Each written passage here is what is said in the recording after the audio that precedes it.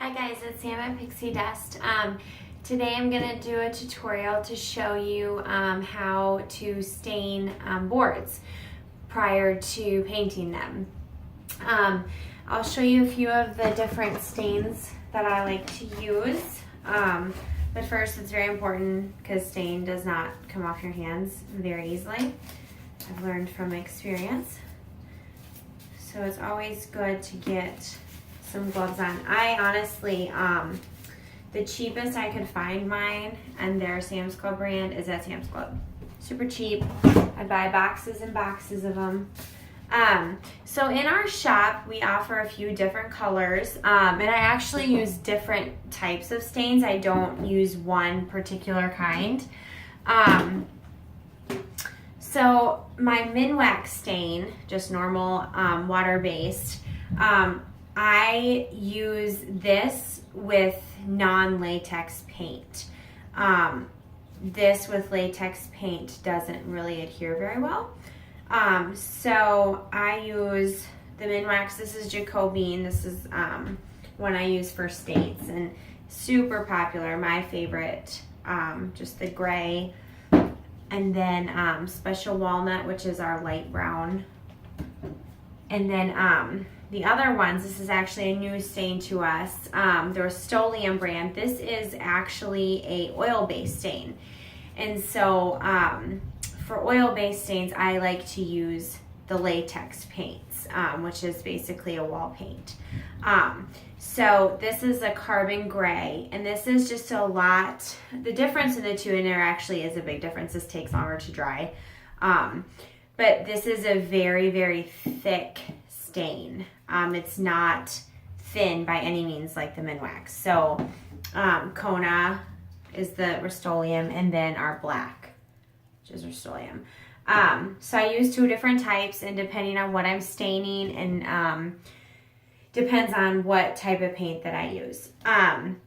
So today we are redoing our master bedroom. Finally talked husband into it. He built this awesome TV stand, and I know it's going to be kind of hard to tell what exactly it looks like, but it's big. It's about 18 inches, and he built some little beams because I wanted it to look like thicker wood, because it's kind of a thinner piece, if you can see. So when it hangs on the wall, it's going to look like a thicker piece of wood. So I'm going to show you, and I'm going to use the same technique as I would on a sign. I'm a very messy stainer. If you can see my stain table, it is very messy. So I'm going to lower you here so you can kind of see what I'm doing. Okay. I'm going to use the Kona because it goes best with our furniture in our bedroom. Okay, again, gloves. And you'll notice, I don't know if you can see in the can, the oil-based stains harden on the top. So it's really, really important that you stir it with your stick. And so sometimes, and I lost it, you'll get these, see this? It's like a latex peel from the stain. You'll get that sometimes. I found that to be normal. The water-based will not do that. So give it a good stir. I use sponges. So I dip it in a sponge. I'll get it nice and stirred with the sponge. Okay? All right, so this is the top. Right here is where the TV is going to be sitting. So this isn't as important as the bottom is. But I'm still going to stain it up because this piece will actually go in our Etsy shop as a offering when we're done. So I start, if you notice, I'm starting along the edges, okay? I'm filling in the cracks really, really well. I'm getting this top edge, making sure that that stain is all the way into the corners, okay? And I'm just doing that by blotting it. Then I'm going to come around on the top edge, the lip of it. And I'm just going to, this is sitting on wood, that's why it's sounds like it's uneven. And then I'm just gonna go back and forth, see how long, very long strokes this is. And I actually want this pretty dark brown, so I'm gonna leave it to sit for a minute. Some nice long strokes, doesn't have to be even, it's okay if there's puddling, just with the grain of the wood. Because if you go against it, you're going to get little shards that pull up. Okay, so I'm going to let that sit for a second. And then I'm going to come to the sides here. I need a good view for you. See, I'm just like this, getting the whole thing nice and coated. I'm going to come around and do the same thing to the front. And there are nail holes in the front of this. So I'm going to make sure that they are really filled in. I'm going to come around on this edge, just like I showed you.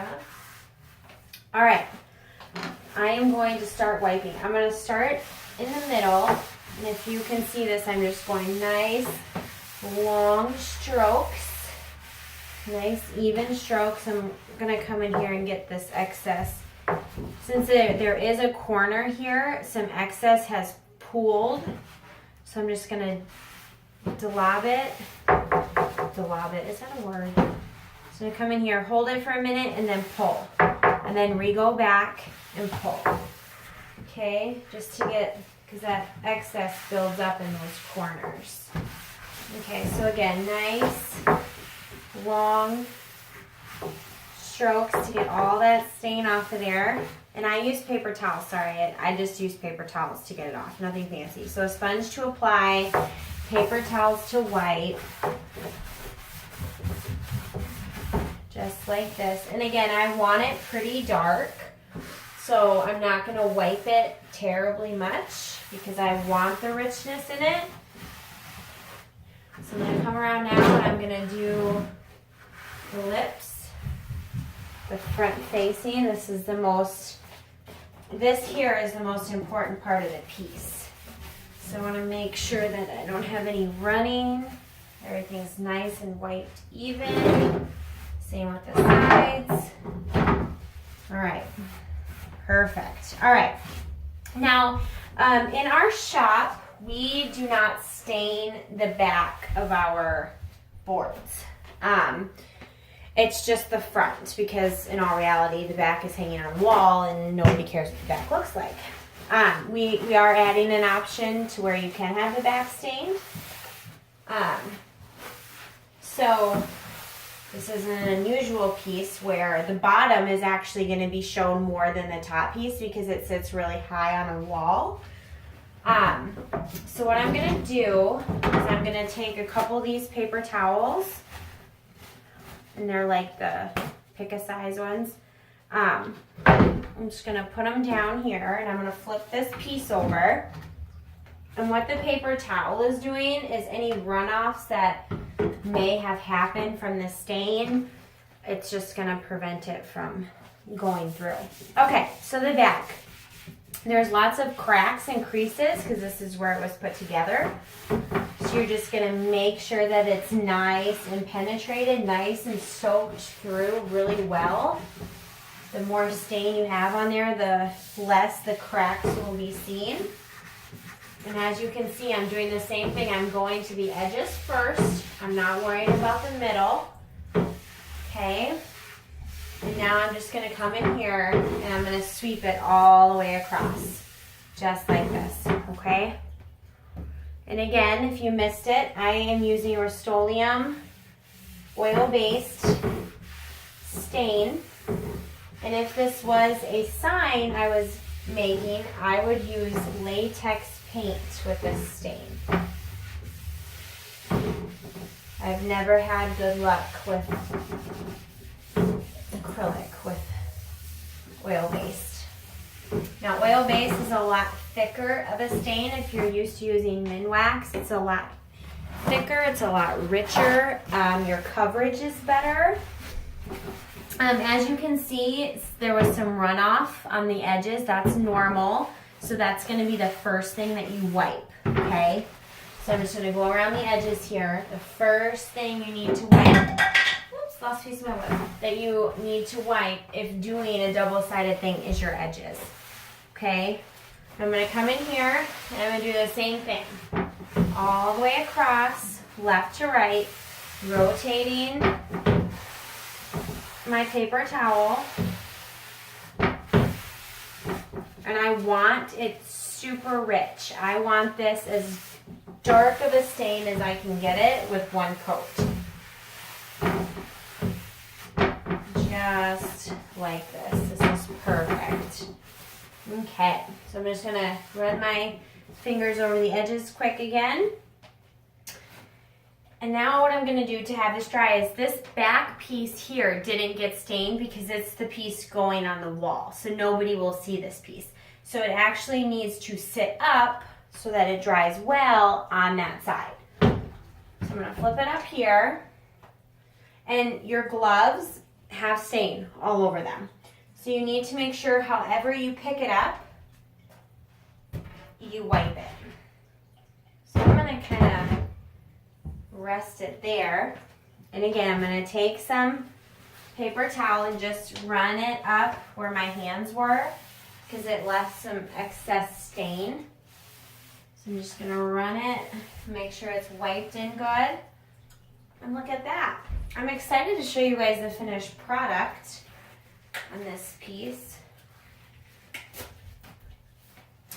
So that is essentially how, pull you up here, how I stain.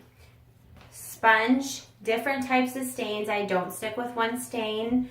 I like using both of them for different reasons.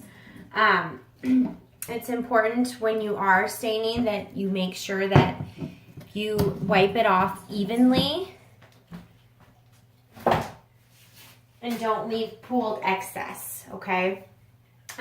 It takes about 24 hours to dry, and especially if you're making a sign, if you're gonna end up sticking a stencil on it to paint it, you do wanna wait the 24 hours. That way it's nice and dry and your stencil sticks to it. So that's it for this tutorial, how to stain. My next tutorial will be rustic painting techniques on a palette, so stay tuned. All right, guys, thanks for watching.